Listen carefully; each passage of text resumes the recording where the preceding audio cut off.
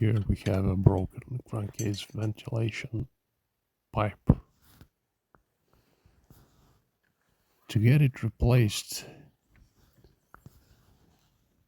you'd need to disassemble a lot of hoses and whatnot, simply because of the location of the bolts. They're way down there,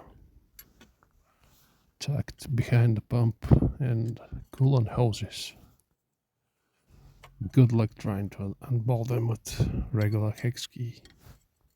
But in a moment of inspiration, it dawned on me that I could get around it without taking apart half of the engine bay.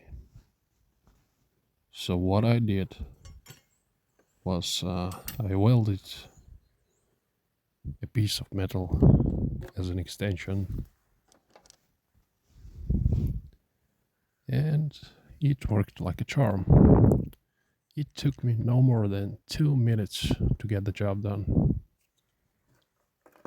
And I'm satisfied with the result.